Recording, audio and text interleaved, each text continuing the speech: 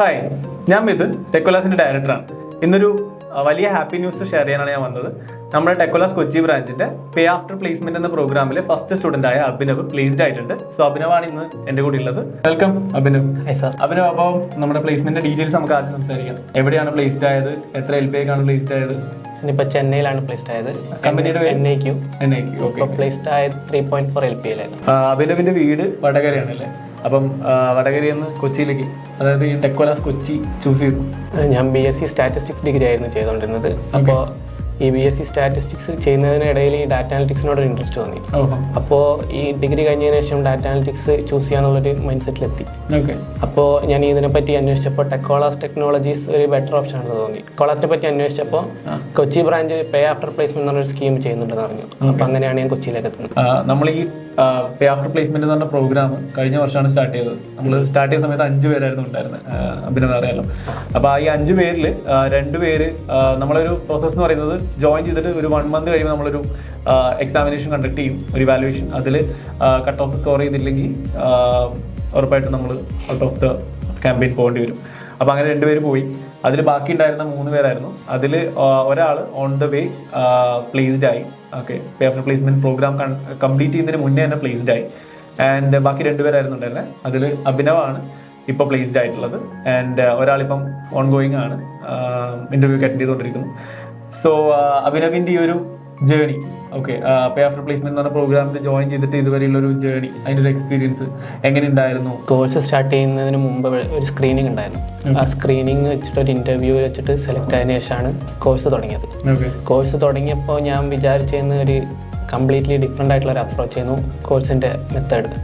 Like നമുക്ക് direct class എടുക്കാതെ നമുക്ക് ഈ ടോപ്പിക്സ് തന്നിട്ട് അതിൻ്റെ ഗൈഡൻസ് മാത്രം തന്നിട്ട് നമ്മൾ തന്നെ സെൽഫായിട്ട് സ്റ്റഡി ചെയ്യുന്ന രീതി. അതെ, നമ്മളിപ്പം നോർമൽ ട്രെയിനിങ്ങിൽ നമ്മൾ ചെയ്യുന്നത് പറഞ്ഞാൽ ക്ലാസ് എടുത്ത് കൊടുത്തിട്ട് പ്രാക്ടിക്കലി ചെയ്യാറ്. നമ്മൾ ഈ ഒരു പേ ആഫ്റ്റർ പ്ലേസ്മെന്റ് എന്ന് പറഞ്ഞാൽ പക്ക ഒരു പ്രാക്ടിക്കൽ നിങ്ങൾക്ക് പ്രോപ്പർ ഗൈഡൻസ് തന്നിട്ട് നിങ്ങളെ കൊണ്ട് സ്വന്തം തന്നെ ചെയ്ത് അതിലേക്ക് നിങ്ങളെ കൊണ്ട് പ്രാക്ടിക്കൽ ചെയ്ത് എത്തിക്കുക എന്നുള്ളത്. ഓക്കെ, അതെങ്ങനെ തോന്നി? ആക്ച്വലി അത് എന്നെ കുറേ ബെനിഫിറ്റ് ചെയ്തിട്ടുണ്ട്. കാരണം നമ്മളിപ്പോൾ കേട്ട് പഠിക്കുന്നതിനേക്കാൾ നമ്മൾ സ്വന്തമായിട്ട് ഓരോന്ന് കണ്ടുപിടിച്ച് പഠിക്കുക എന്ന് പറയുമ്പോൾ നമുക്ക് അത് മൈൻഡിൽ കൂടുതൽ നിൽക്കും. അങ്ങനെ ഒരു 8 മന്ത്സോളം ഈ കോഴ്സ് ആ ഒരു രീതിയിൽ പോയി. അതിൽ ആ കാലയളവിൽ തന്നെ പ്രൊജക്റ്റും കംപ്ലീറ്റ് ആയി. ഓക്കെ, സ്റ്റാർട്ടിങ് പ്രോസസ്സ് തുടങ്ങിയിട്ട് ആഫ്റ്റർ ഒരു 1 മന്ത് ഒക്കെ കഴിഞ്ഞപ്പോൾ നമ്മൾ ഈ പറഞ്ഞ പോലെ 5 പേരില്ലാത്ത 2 പേര് അതിനകത്ത് നിന്ന് റിമൂവ് ആയി. അപ്പം അഭിനവിന് എന്ത് തോന്നി? ലൈക്ക് കണ്ടിന്യൂ ചെയ്യാൻ പറ്റുമോ? ലൈക്ക് എനിക്ക് പ്ലേസ്ഡ് ആവാൻ പറ്റുമോ? അത് ആ ഒരു കോൺഫിഡൻസ് ലെവൽ എന്തായിരുന്നു? ആ സ്ക്രീനിങ് ടെസ്റ്റിന് ശേഷം ഒന്ന് പാസ്സായതിനു ശേഷം ലൈക്ക് ഇതിനോടൊരു ഇൻട്രസ്റ്റ് കൂടുതൽ തോന്നി. ലൈക്ക് എനിക്കത് ചെയ്യാൻ പറ്റുന്നുള്ളൊരു മനസ്സിലേക്ക് എത്തി. ഇന്റർവ്യൂ പ്രോസസ്സ് എങ്ങനെയായിരുന്നു? ഇവിടുത്തെ പ്ലേസ്മെന്റ് ട്രെയിനിങ്ങും നമ്മുടെ നോർമൽ ട്രെയിനിങ്ങും അത് കഴിഞ്ഞിട്ട് നമ്മൾ പ്രൊവൈഡ് ചെയ്യുന്ന സോഫ്റ്റ് സ്കിൽ ട്രെയിനിങ് കാര്യങ്ങൾ, ഇതൊക്കെ എന്തുമാത്രം സപ്പോർട്ട് ചെയ്തു?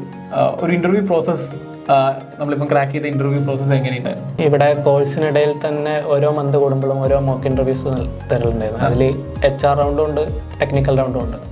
അപ്പോൾ ഓരോ മാസത്തിൽ ഓരോ പുതിയത് തരുമ്പോഴും നമ്മൾ ഓരോ മാസം കഴിയുന്നതോറും നമ്മളെ ഈ കോൺഫിഡൻസ് ലെവൽ കൂടുന്നുണ്ട്. ലൈക്ക് നമുക്ക് ഫീൽ ചെയ്യാൻ പറ്റും. കോഴ്സ് കഴിഞ്ഞതിന് ശേഷം ഓരോ ഇന്റർവ്യൂ നമുക്ക് ഷെഡ്യൂൾ ആകുമ്പോഴും ഈ പ്ലേസ്മെന്റ് ടീമിൽ നിന്ന് നമുക്ക് നല്ല സപ്പോർട്ട് തന്നിട്ടുണ്ട്.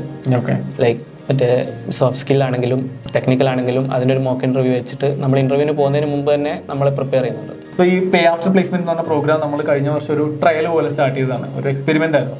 അപ്പം അഭിനവിന്റെ ആസ് എ സ്റ്റുഡന്റ് എന്താണ് ഒരു സജഷൻ, എന്താണ് അഭിപ്രായം? ഇത് കണ്ടിന്യൂ ചെയ്യണോ? How effective it is? എന്താണ് പറയാനുള്ളത്?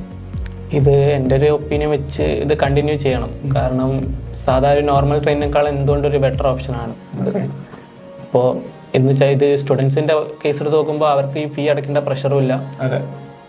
പഠിപ്പിക്കുക നമ്മൾ പ്ലേസ്മെന്റ് കിട്ടില്ല എന്നുള്ള പേടിയില്ല, പൈസ പോകുന്നുള്ള പേടിയില്ല. ഓക്കെ, ട്രെയിനിങ് ആണെങ്കിലും കംഫർട്ടബിൾ ആണ്. അതെ. ഓക്കെ, സോ നമ്മൾ ഉറപ്പായിട്ടും ഈ ഒരു പ്രോസസ്സ്, ഈ ഒരു പ്രോഗ്രാം കണ്ടിന്യൂ ചെയ്യുന്നുണ്ട്. നമ്മൾ ഈ വർഷം കുറച്ചുകൂടി വലിയ രീതിയിൽ ഈ പേ ആഫ്റ്റർ പ്ലേസ്മെന്റ് എന്ന് പറഞ്ഞ പ്രോഗ്രാം കണ്ടിന്യൂ ചെയ്യുന്നുണ്ട്. സോ നമുക്ക് അതിനുള്ള എൻട്രി സ്റ്റാർട്ട് ആയിട്ടുണ്ട്. സോ എന്തായാലും നമ്മൾ ഈ പ്രോഗ്രാം ഉറപ്പായിട്ടും കണ്ടിന്യൂ ചെയ്യുന്നുണ്ട്. സോ അതിലെ ആദ്യത്തെ നമുക്ക് ഒരു കോൺഫിഡൻസ് തന്ന പേഴ്സൺ ആണ് Abhinav. So anyway, congrats again. Thank you sir. And എപ്പോഴാണ് join date? 28. All the best. Thank you sir.